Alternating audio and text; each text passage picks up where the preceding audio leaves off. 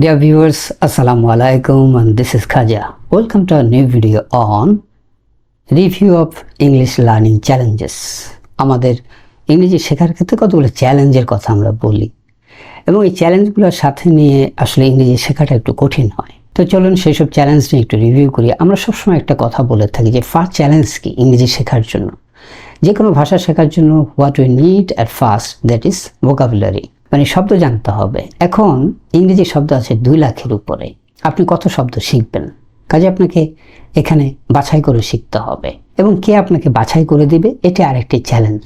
বাংলাদেশের ক্ষেত্রে আমরা বাছাই করে রেখেছি সেগুলো আপনার পছন্দ হলে আপনি সেগুলো শিখতে পারেন, পছন্দ না হলে আপনি আপনার মতো করে বাছাই করে নিতে পারেন, কিন্তু আপনি সময় নষ্ট করবেন না।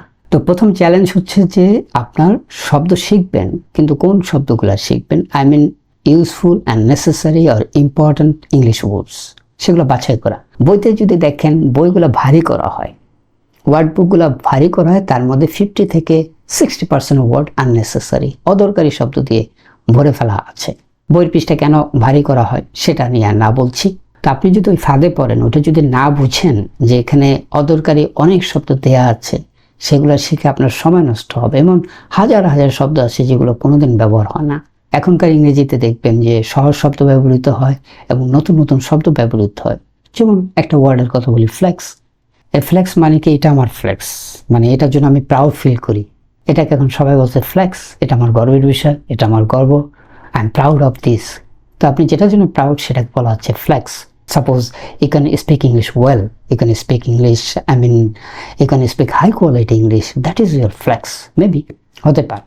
তো শব্দ শেখার ক্ষেত্রে এখন যে চ্যালেঞ্জটা, একটা হচ্ছে দরকারি শব্দ, আর একটা হচ্ছে ট্রেন্ডিং ওয়ার্ডস, যেটা আগে এতটা ছিল না, কিন্তু সোশ্যাল মিডিয়ার কারণে ট্রেন্ডিং ইংলিশগুলো জানতে হয়, নতুন নতুন শব্দের নতুন নতুন অর্থ তৈরি হয়। যেমন ধরুন কুল, অনেকবার বলেছি কুল শব্দের অর্থ ঠান্ডা, কিন্তু কুল বলতে এখন বোঝায় অসাম, ফ্যান্টাস্টিক, দারুণ কিছু।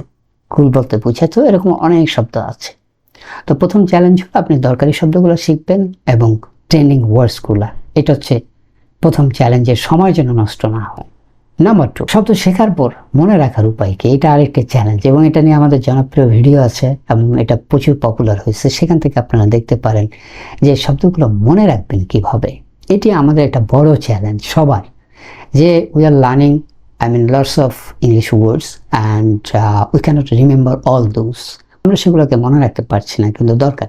এখন দরকারি শব্দগুলো আপনি শিখলেন, but you can not remember those in time, মানে যখন দরকার তখন আপনি মনে করতে পারলেন না। when you are talking with someone, when you are communicating with some people in English, then you are forgetting all those words and the words are not coming. তো শব্দ যদি না আসে তাহলে একটা মুশকিল হয়ে যায়। সেজন্য কি করতে হয়, তার টেকনিকগুলো আমরা বলে দিচ্ছি, নিজে নিজে কীভাবে চর্চা করবেন। But you have to speak every day, এটা ঠিক। আপনি যেই শব্দগুলো শিখছেন খেয়াল করেন যে in your daily communication, in your daily English, whether you are utilising those words or not, that's very much important. আপনি শব্দগুলো ব্যবহার করছেন কিনা সেটা আপনি দেখেন। এই যে আমি এখানে কথা বলছি, কথার মধ্যে মধ্যে আবার দেখেন মাঝে মধ্যে I am speaking English, I am trying to add some English sentences. কেন? এর কারণ আছে। আমি যদি কন্টিনিউয়াস বাংলা বলি তাহলে হবে না, আমি নিজেই ইংরেজি বলে যাব। সো আপনাকে সেই কাজটা করতে হবে। when you are speaking, when you are communicating in your daily communication, so many people try to speak in English, at least a large part. হয়তো আপনি কোথাও কথাবার্তার পরে বলতেছেন আচ্ছা এখন যাই, এটা না বলে বলেন ওকে বাই ফর নাও, এটুক বলেন। একটা দুইটা লাইন বলা শুরু করেন, কথার মধ্যে ইংরেজি ঢুকিয়ে দেন, তাহলে আপনার ওয়ার্ডস যেগুলো শিখছেন সেগুলো মনে রাখতে হবে। মনে রাখার কৌশল কিন্তু আছে এবং মনে রাখার কৌশলের উপরে একটা ভিডিও আছে, আপনি দেখবেন যে এর বিজ্ঞান কি বলে। যেটা আপনি বারবার বলবেন সেটাই মনে থাকে। রিপিটটা হচ্ছে মনে রাখার একটা বড় কৌশল। তো রিপিটটা আপনি ওয়ার্ড বাই ওয়ার্ড করবেন না, রিপিটটা হয় কোথায়? রিপিটটা হয় ইন ইউর ডেইলি কমিউনিকেশন। আমরা যখন সেন্টেন্সেস বলি, আমরা যখন ইংলিশে কমিউনিকেট করি, তখন যে ওয়ার্ডগুলো বারবার আসে দেখবেন যে সেগুলো আমরা ভুলি না। তাহলে সেকেন্ড যে চ্যালেঞ্জ সেটা হচ্ছে আপনার শব্দগুলো মনে রাখার যে চ্যালেঞ্জ, সেটা হলো যে কৌশলে যেতে হবে, নিজেকে কিছু কৌশল অবলম্বন করতে হবে এবং যা শিখবেন সেটা ডেইলি ইংলিশে ইউ হ্যাভ টু অ্যাপ্লাই। শিখে বসে থাকলে হবে না, মাসের পর মাস আপনি ইউজ করলেন না, those will be useless, certainly you will forget all those words, no doubt.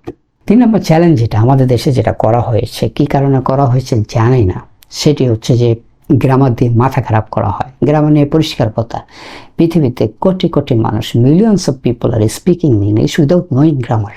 Grammar না জেনেও কোটি কোটি মানুষ ইংরেজিতে কথা বলছে, যাদের মাতৃভাষা ইংরেজি নয়। আমাদের মাতৃভাষা ইংরেজি নয়, কাজেই গ্রামার যে জানতেই হবে এমন না। আপনি যদি হাই কোয়ালিটি ইংলিশ জানতে চান, ক্লোজ টু নেটিভ ইংলিশ, সেক্ষেত্রে হয়তো লাগতে পারে আপনি একাডেমিক কাজে, আপনি রিসার্চার ইন ইংলিশ, সেক্ষেত্রে লাগতে পারে। নর্মালি আপনার গ্রামার অতটা দরকার হবে না, এখন অন্তত অতটা চিন্তা করতে হবে না। লেখার ক্ষেত্রে তো চিন্তা করতেই হয় না, আপনাদের এআই আছে, না প্রবলেম। কিন্তু বলার ক্ষেত্রে আপনি যদি গ্রামার সহ বলতে চান, গ্রামার ছাড়া কোটি কোটি মানুষ ইংরেজি বলছে, সেটা আপনি কিন্তু দেখতে পাচ্ছেন। কাজে যারা গ্রামার নিয়ে মাথা খারাপ করে দেয়, তাদের উদ্দেশ্য কতটা ভালো আমরা জানি না। So have to be careful about becoming so serious about learning grammar. মনে রাখবেন, গ্রামার ছাড়া ইংরেজি শেখা যায়, এবং পৃথিবীতে কোটি কোটি মানুষ ইংরেজি শিখছে, গ্রামার ছাড়াই ইংরেজিতে কথা বলছে। গ্রামার ছাড়া লেখার বিষয়টা একটু আলাদা, বলার ক্ষেত্রে কোটি কোটি মানুষ গ্রামার ছাড়াই বলছে।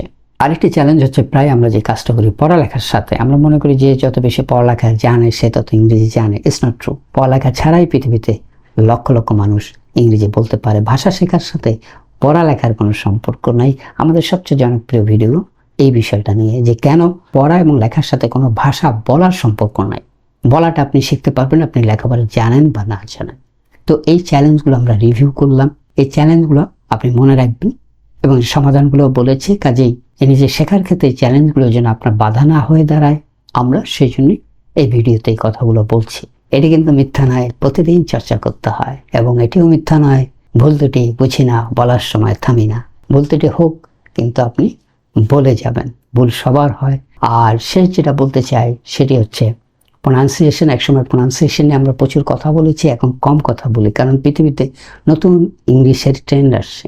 সেটা হচ্ছে যে যে এলাকার যেভাবে উচ্চারণ করে করুক, it is acceptable. So local pronunciation এখন সারা পৃথিবীতে অ্যাকসেপ্টেড। এটা কেন অ্যাকসেপ্টেড তার অনেক ব্যাখ্যা আছে, সেটা আমি যাচ্ছি না। ধরুন চিটাগাংয়ের মানুষ, বরিশালের মানুষ, নোয়াখালীর মানুষ ইংরেজি বলবে, তার কথা শুনলে তো আপনি বুঝবেন যে সে he or she is from Chittagong or Noakhali or Barisal or Narsingdi, whatever. অর্থাৎ আমাদের ভোকাল যেটা, সেটা আমাদের ছোটবেলায় আমাদের এলাকা দ্বারা নির্ধারিত হয়। আমি চিটাগাংয়ে জন্ম হলে আমার একরকম, ঢাকায় হলে আরেক রকম, নোয়াখালীতে হলে আরেক রকম, সিলেটে হলে আরেক রকম। এইটা চেঞ্জ করা যায় না, এই টোনালিটিটা। এবং দেখেন পৃথিবীর অনেক উন্নত দেশ, জাপান সহ, আপনি যদি দক্ষিণ এশিয়াও দেখেন, তারা বেসিক্যালি বলে, আমরা যেটাকে বেসিকলি বলে, এবং এটাই কারেক্ট উচ্চারণ, বেসিকলি। কিন্তু অনেকে তো বেসিক্যালি বলে, অনেকে তো বেসিক্যালি বলে। আমি দক্ষিণ এশিয়ার অনেক সিঙ্গাপুরের লোকদের কাছে শুনলাম, তারা বলতেছে বেসিক্যালি। তো উচ্চারণের চিন্তাটাও এখন অনেক কমে গেছে। তো সেদিক থেকে মনে রাখতে হবে, ইংরেজি আগের চেয়ে অনেক সহজ হয়েছে। যে চ্যালেঞ্জগুলো ছিল, সেই চ্যালেঞ্জগুলো আমাদের উপর চাপিয়ে দেওয়া হয়েছিল, এর ফলে আমরা অনেকে শিখতে পারিনি।